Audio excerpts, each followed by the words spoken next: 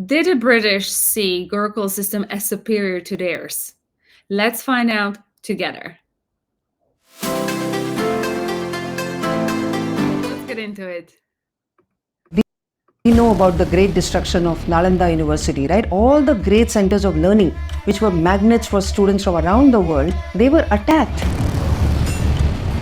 In Nalanda, it was just catastrophic. The Brahmin teachers, the Buddhist teachers, they were all massacred. To the point that nobody was even left. All the Hindu centers of education had to be disbanded in those brutal years of Islamic rule. There was a well-equipped library, a multi-storied library in Nalanda, and all the books were burning for months and months. So this was the kind of thing. University after university was destroyed by the invaders. In fact, after the Islamic invasions happened, the status of women went down. So they could not be going out like before, they could not be dressing like before, and at the same time, their education got affected. We must understand, when the British came to rule over India, they realized that the people of India are very literate. So they went about in a very systematic way in changing the education system to control the people and prevent mass unrest. Perhaps they saw you as a threat.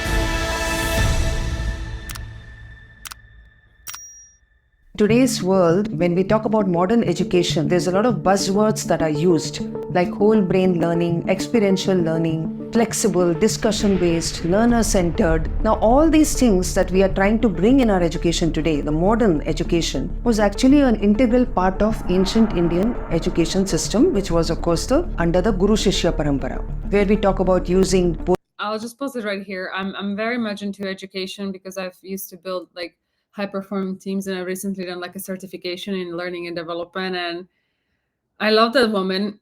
She's, by the way, so on point about what she's talking about, like what they're trying to bring into education. And it's interesting to see that you guys had it so long ago, but it felt like, they just knew what they were doing, didn't they? Let's continue. Both the left brain and the right brain, so that you are a good mix of a mathematical person and a humanities person, arts, fine arts. All those things were there in the Gurukula system, where the children had a very vast exposure to different knowledge systems, and all the out of box thinking that we talk about today was very much a part of the ancient Indian Gurukula system. So I think that not many people know, because most people think they were just chanting the Vedas and they were learning by rote. But what they don't know is that there was so much of discussion, so much of debate. So in the ancient Gurukula system, the Guru was an embodied book by himself, and the students didn't need books to read. The Guru had everything, and just by following the Guru, shadowing the Guru, observing what he did, the way he talked, and spending as much time with the Guru as possible. The Guru could, of course, be both male and female. So being with the Guru was a way in which the students learned. And even while doing daily activities, the Guru would share nuggets of wisdom or explain certain concepts in more detail, and the students would learn without knowing that they were in a class. So it was not exactly classroom based learning. It was learning at all times by just being with the Guru. And I'll just add here, like, this is exactly what they call experiential learning. And obviously the educational system is divided, or at least excuse me, in the West. So for example, like my degree is I can teach high school and university. But when you have like the smaller kids, you have to have a different certification. Now, teaching at workplace is vastly different. But you know what I'm thinking? Like, now that I'm looking at this, like, it doesn't matter. Like, even the small kids observe, and small kids are like the sponges. They recently, like a couple of days ago, I had a chat with my colleague, and she's expecting her second baby, and she says, literally, that little one, has someone who's 5 year old, and she says that he copies everything, that they're like sponges. So it makes sense that they're going around learning, and it's all experiential learning. And maybe there are certain things that I still do believe that there are certain things that like the maths and all that kind of stuff, like you should know the basics, but the kids are always learning, so it's always to go to have a good role model. And I think that the experiential learning is the most powerful one. So I love the fact that this is how the Gurukul system was. But let's continue. You see, we must understand when the British came to rule over India, they were very smart people and they wanted to see how they could control the masses, the population. You know, it was a huge population and they had to use their resources and they didn't want them to protest. So they realized that the people of India are very literate, very educated, unlike the other colonies that they controlled. So unless they change the education system of India, there is no way they are going to control the people and prevent mass unrest. So they went about in a very systematic way in changing the education system. So that is how we had a lot of discussions in the House of Lords, in the Parliament of England, where they discussed how can we change the education system of India. One of the things that they needed is that they needed a lot of Hindus to join the army, a lot of Muslims to join the army, because there were just a few British people living in India. And if they had to control India, they needed the Indians themselves. Now, if the Indians were studying in their own native languages in the Pathshalas, then they realized that they're never going to feel loyal towards the British government. So this is actually mentioned by Charles Trevelyan, who was the brother-in-law of Macaulay, the infamous Macaulay of the Macaulay Minute. And Charles Trevelyan said that if we keep educating them in their own languages, then the Hindus, if they study Sanskrit, they will always think of their own culture and their own civilization as being greater than ours. So it's very urgent that we need to teach them in English medium. We need to introduce them to European learning, European sciences, so that they feel very grateful to us that we are giving them this knowledge. And our heroes will become their heroes. So Shakespeare, for example, all the heroes of the European world would become the heroes of Indians, and they would not be quoting the rishis, they would not be quoting their subhashitas. So that's how they decided to focus on the Pathshalas and make them redundant. So when all these English medium schools came about and the government jobs were going only to the people with education in Indian English medium schools, then these Pathshalas naturally dried out. Also, the people who used to donate to Pathshalas now were no longer able to donate because the British policies ensured that poverty kept rising and rising in India. So no one could donate to the schools like before. And so when donations stopped to the Pathshalas, then there was no way they could flourish like before. And that's how Indian education system slowly moved towards what the British wanted. They wanted a nation of clerks who will do their every bidding. The British would occupy the top managerial positions, whereas they would have the Indian lackeys doing their work. And that could only be possible by doing away with Pathshalas and having English medium education. And you would be surprised to know that even after the British came to India, it was noticed by G.W. Leitner in his book, when he was in fact one of those who was very sympathetic to the decline of India's education because of British rule. And he noticed that even if there were people who wouldn't have good standing in society, they would want to donate to educational institutions because that was the way to earn merit. So everybody, whether it was a farmer, whether it was a rich money lender, everybody donated to educational institutes. And that was a culture. I mean, the custom of bhiksha was very prevalent. Any student, any teacher could just stand outside any house and the householder would have to come out and feed this person. All the universities of the time were being funded by the society. So Nalanda had got the revenues of 100 villages, and that was used to provide the bedding for the students, the medicines for the students, food, anything that they might need was provided by the society. And temples also were centers of education. Temples were not just places of worship. Temples were also places where classes were held. Since people donated to temples, the temples would use part of the money for education. Now today we have a situation where temple money is being given to the government, and so the temple money is not necessarily being used for education. So that's why we have all these, the corrupt education leaders who charge a whole amount of money for coaching. That was not the case because we always knew that knowledge is sacred. Ancient Indian education was also very skill-based. So people learned a lot of skills as they were in the Gurukula. They would learn cooking, they would learn stitching, they would learn lots of things which was probably not even counted as a subject. So as they were learning all the mathematics, all the shlokas, all the Vedas, they would know so many other things. Whereas today, if you look at students, even after they graduate, they have no skills. They are unemployable. The other thing was that it was very seamless. The various disciplines were not segregated to the extent that they are today. Like we have various subjects and they are segregated. It was all very integrated. So so for example, when you're studying mathematics, it would already have poetry in it, for example. So the shlokas the theorems that you learn would be in the form of poetry. So you can imagine Bhaskaracharya, for example, one of the greatest mathematicians that India has produced. If you look at his mathematical works, they're all poetry, and people are marveling at the poetry as much as the mathematics in it. So that kind of education where it was seamless was found in ancient India, but today it is very segregated and very compartmentalized, and people are working in silos.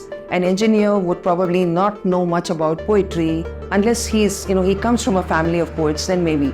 Otherwise, it's not part of the education system. The other thing is that at a very young age, the children would be very proficient in ancient times. So, say by the age of 12, 13, they would already know a lot. Okay, whereas today, even at 24, 25, they are still just beginners. So that the level and the maturity is also different. If there is time, I'd like to also tell you about the brahmacharya, which was very important in the Gurukula system, in the ancient system, which is missing in today's world. So brahmacharya was a building of character. Students would learn how to control their desires. Of course, even that time they knew that teenagers, there'll be lots of desires that they would have and attraction to the opposite sex. All those things were handled during the brahmacharya period. And the students, the male students especially, would be made to understand that all these desires would be satisfied later in life, but right now, channelize all this upwards to your brain, to learning, to knowledge, and do not yield to these lower desires. At this time, you should only be focused on studying. Now, that was a very important part of education, which is totally not there today. Because today the students who grow up, they have access to everything. So I think that is a big difference. That today I feel that we have a lot of problems in society. We have corruption, we have crime, we have all kinds of sexual deviancy. And I feel this is a result of the absence of brahmacharya, which was very much a part of the ancient Indian education systems, because the guru was like a friend. We know about the great destruction of Nalanda University, right? All the great centers of learning, which were magnets for students from around the world, they were attacked from the 11th, 12th century onwards when the onslaught happened. In Nalanda, it was just catastrophic. The Brahmin teachers, the Buddhist teachers, they were all massacred to the point that nobody was even left to tell Bakhtiyar Khilji, the guy who attacked Nalanda, to even tell them what was in the books that they found. There was a well-equipped library, a multi-storied library in Nalanda, and all the books were burning for months and months. So this was the kind of thing. University after university was destroyed by the invaders, and the teachers and the students fled. There was no way. Those who survived, they just fled with whatever manuscripts they could carry. So some of them fled to Tibet, for example, from Vikramshila, and they wrote the accounts of what they faced over there when the marauders arrived. And all the Hindu centers of education had to be disbanded in those brutal years of Islamic rule. And many of them fled to South India, some of them fled to Kashmir. So wherever they could, the areas which were outside the Islamic influence, they went there and they tried to set up the education institutions there. But eventually the Islamic onslaughts came to all the other parts of India as well. To Kashmir, they reached Kashmir as well. And we hear about the destruction of the centers of learning. Sharda Peeth University was destroyed. It was one of the foremost universities of India, where people went from all over India. From southern India, they would go to Sharda Peeth to refer to some important manuscript. So Kashmir University's books were destroyed. Same thing happened in Varanasi, even under the Mughal rule, which many people make it seem like it was a benign rule. But temples were destroyed by Aurangzeb. Even Shah Jahan did that. So that's why what happened is that the original ecosystem of learning that existed, whereby everybody was focused on getting a good education, all people were looking at which university to send their children, which Gurukula to send their children to. All that vanished under the Islamic rule. But then it hobbled back slowly because they, wherever they fled to and where they set up the smaller centers, eventually they tried to come back. So that's how it happened. There was a big blow, a body blow inflicted on India's education system during the medieval period. Wow, I love that woman. Honestly, who is she? I would love, I would love to actually interview her. She is amazing. I love how she talks about the Gurukul system and everything being it's like literally what people are talking about in the West on the educational methods. I'm like, give me a break.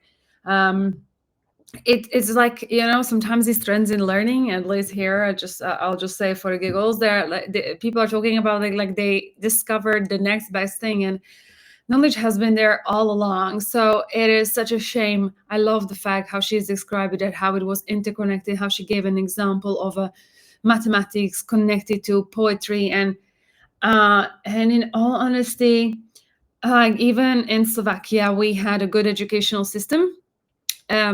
I think around 60s, perhaps 70s, and I think around that time, although we were hardcore rule communism, so you're only having books that are censored, and obviously you're learning their knowledge.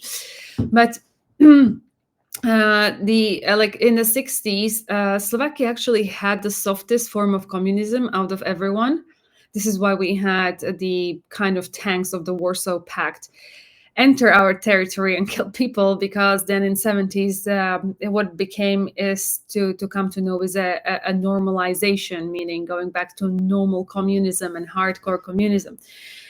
And I think that it developed, like we had this interconnectedness with like working with like, I don't think it's anything super sexy cool, but this, I think I talked about it in another video, but people were, if you are doing trade, you would already have like a scholarship or internship offered, and you will be working. My dad, when he grew up, he was working like that.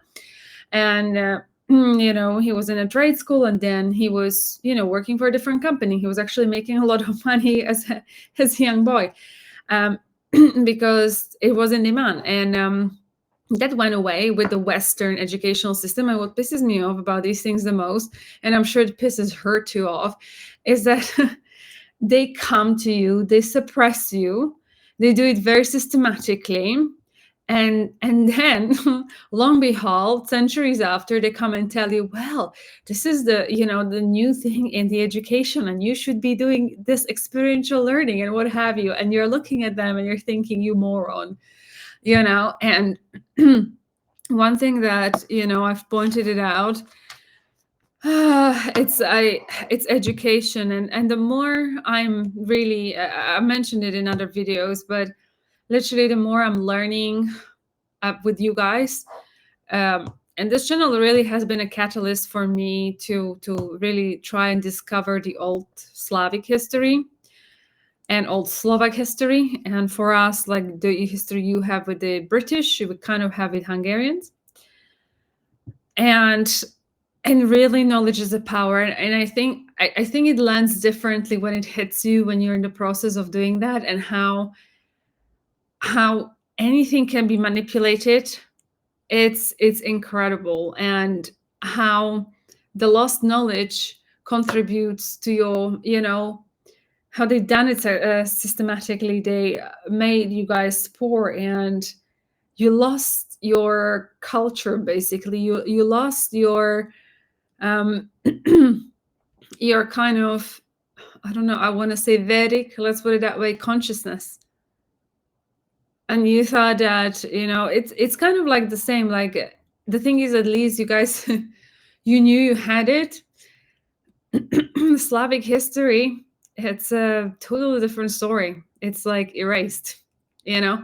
So when I'm reading things about Slavic people, it's basically made up German history, and a lot of German tribes that are called Germanic, they're actually Slavic.